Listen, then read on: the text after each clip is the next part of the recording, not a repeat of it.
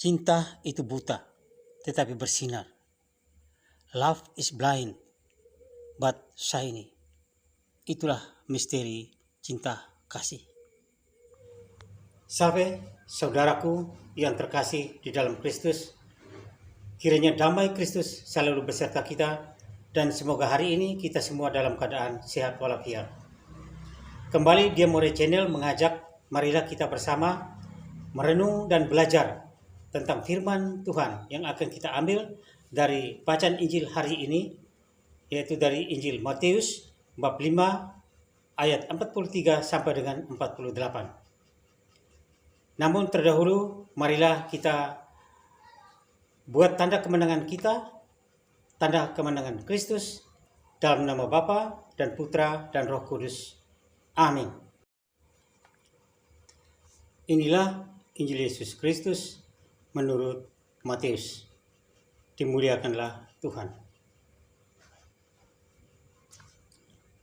Dalam khotbah di bukit, Yesus berkata kepada murid-muridnya, "Kamu telah mendengar firman, kasihilah sesamamu manusia dan bencilah musuh-musuhmu. Tetapi aku berkata kepadamu, kasihilah musuh-musuhmu dan berdoalah bagi mereka yang menganiaya kamu. Karena dengan demikian, kamu menjadi anak-anak Bapamu yang di surga. Sebab ia membuat mataharinya terbit bagi orang-orang yang jahat dan bagi orang yang baik pula. Hujan pun diturunkannya bagi orang yang benar dan juga orang yang tidak benar. Apabila kamu mengasihi orang yang mengasihi kamu, apakah upahmu? Bukankah pemungut cukai juga berbuat demikian? Dan apabila kamu hanya memberi salam kepada saudara-saudaramu saja, apakah lebihnya daripada perbuatan orang lain? Bukankah orang yang tidak mengenal Allah pun berbuat demikian? Karena itu, haruslah kamu sempurna, sebagaimana Bapamu yang di surga sempurna adanya." Demikianlah sabda Tuhan. Terpujilah Kristus. Cinta itu buta. Sebab Allah membuat mataharinya terbit bagi orang yang jahat dan bagi orang yang baik pula. Hujan pun diturunkannya bagi orang yang benar dan juga orang yang tidak benar. Saudaraku yang terkasih di dalam Kristus, para ahli Taurat dan orang-orang Farisi di mata Yesus dan para murid adalah orang-orang yang munafik, terutama dalam hidup keagamaannya. Demikian pula ajaran Yesus tentang iman dalam kacamata kaum ahli Taurat dan Farisi itu selalu kontroversial. Injil hari ini di dalam khotbah di bukit, Yesus berkata kepada murid-muridnya, "Kamu telah mendengar firman, kasihilah sesamamu manusia dan bencilah musuhmu. Tetapi aku berkata kepadamu, kasihilah musuhmu dan berdoalah bagi mereka yang menganiaya kamu."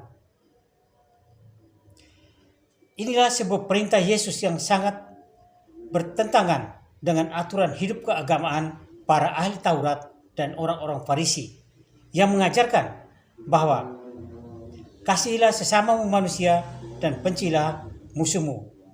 Ayat 43. Memang ajaran Yesus seringkali mengherankan dan kontroversial bagi mereka yang belum mengenal Yesus dan juga mereka yang tidak menangkap ajaran Yesus. Demikian pula dalam sabdanya yang kita renungkan pada hari ini di dalam Matius bab 5 ayat 43 sampai dengan 48 ini. Saudaraku yang terkasih di dalam Kristus, ada sebuah ungkapan yang sering kita dengar, bahwa cinta itu buta, tetapi bersinar.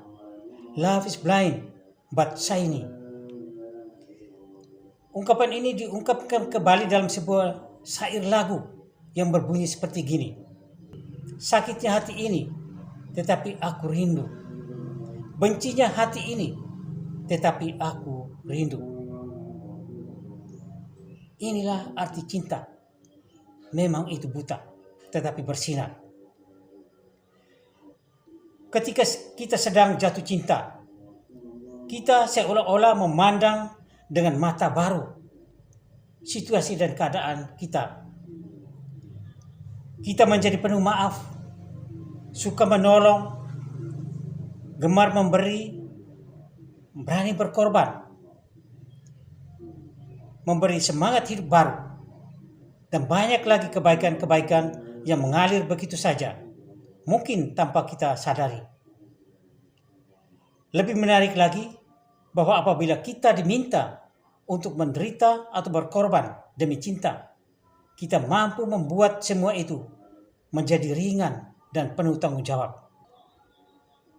Bahkan kadang-kadang kita menjadi lebih bahagia karena boleh menderita demi cinta. Wow, keren banget, kata orang. Tetapi sebaliknya, apa yang terjadi apabila kita sedang membenci, kita sedang marah, hati menjadi gampang emosi, gampang iri hati, mudah cemburu dan rawan curiga, dan was-was penuh dendam. Dan bisa terjadi kekerasan fisik maupun psikologis. Saudaraku yang terkasih di dalam Kristus. Injil hari ini, Yesus mengajak murid-muridnya memikirkan kemungkinan yang lain dari kenyataan antara cinta dan benci. Yesus bukannya mau membuat sesuatu yang baru, namun ia ingin menerapkan secara benar setiap ajaran kasih dengan ungkapan kasihlah musuhmu. Yesus ingin menegaskan bahwa sebenarnya semua manusia itu bersaudara. Kita semua itu sebenarnya bersaudara dan tidak perlu musuh, tidak ada permusuhan antara sesama umat manusia. Memang mencintai orang yang mencintai kita tidak sulit, namun tidak demikian dengan mencintai orang yang tidak mencintai kita, apalagi mencintai mereka yang menjadi lawan kita atau musuh kita.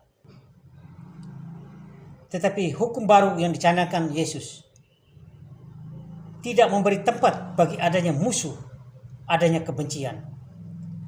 Dan hanya kasih sejatilah mampu mengatasi segala hambatan dan kesulitan ini.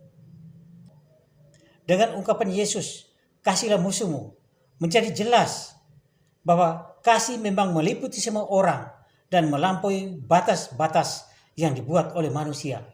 Inilah misteri kasih, inilah misteri cinta, inilah kasih yang universal dan tidak pernah membeda-bedakan antara insan sesama manusia. Karena pada dasarnya manusia itu baik adanya semenjak ia diciptakan di Taman Firdaus. Di Taman Firdaus, Allah telah menciptakan bahwa manusia itu hidup saling menolong. Allah membuat sesamanya itu sebagai penolong, terutama penolong yang sepadan ketika ia menciptakan Hawa dari tulang rusuk Adam. Dan memang setiap manusia membutuhkan yang lain. Manusia itu tidak bisa berdiri, tidak bisa hidup tanpa orang lain. Seperti kata Gabriel Marcel, seorang filsuf. Dia mengatakan being is being with. Ada adalah ada dengan. Maksudnya bahwa setiap insan manusia membutuhkan ada yang lain supaya bisa hidup. Kalau tidak ada yang lain di sampingnya, tidak mungkin pernah ada seorang manusia. Tidak ada bumi, tidak ada manusia. Tidak ada tanah, tidak ada udara, tidak ada pepohonan, tidak ada manusia.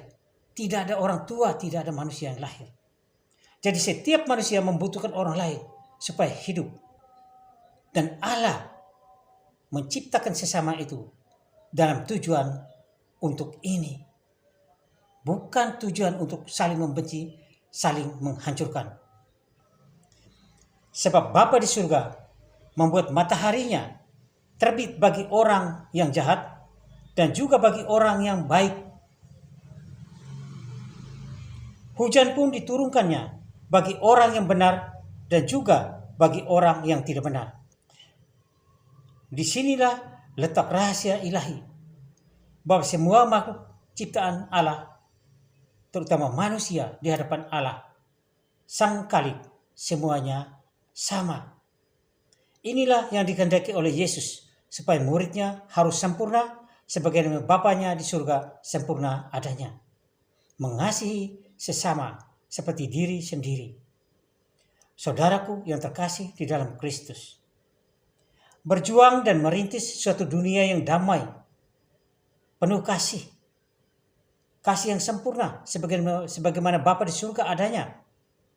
Kita murid Kristus tak mungkin mengandalkan kekuatan kita sendiri, apalagi mencari dasarnya hanya dari rancangan dan pola pikir kita sendiri. Dunia ini bukanlah kumpulan hal-hal yang menyenangkan dan ideal. Kita tidak ditugaskan untuk mengenyahkan yang salah, yang keliru, yang jahat, serta yang memusuhi kita. Kita dipanggil justru untuk menjadi cinta. Kita dipanggil justru untuk menjadi kasih. Kita diundang untuk menghadirkan Allah dalam cara kita bersikap dan berpikir. Dan jangan hanya mengandalkan kekuatan kita sendiri, tetapi memohonlah terang Roh Kudus. Roh Kuduslah yang akan memimpin kita. Dan hanya dengan itulah kita mungkin sanggup melampaui lingkungan cinta dan benci dalam diri kita. Demikianlah renungan kita hari ini. Marilah kita berdoa. Ya Tuhan Yesus, ajaran dan hukum cinta kasih-Mu sungguh indah, namun tidak mudah untuk dilaksanakan. Bantulah dan mampukanlah kami untuk dapat mencintai semua orang dengan cinta kasih sejati. Amin. Kemuliaan kepada Bapa dan Putra dan Roh Kudus, seperti pada permulaan, sekarang, selalu, dan sepanjang segala abad. Amin. Terpujilah keluarga kudus Nazaret Tuhan Yesus, Bunda Maria dan Santo Yosef, sekarang dan selama-lamanya. Amin. Semoga Tuhan Yesus Kristus selalu memberkati kita semua. Salam damai sejahtera, salam sehat selalu. Dia More Channel.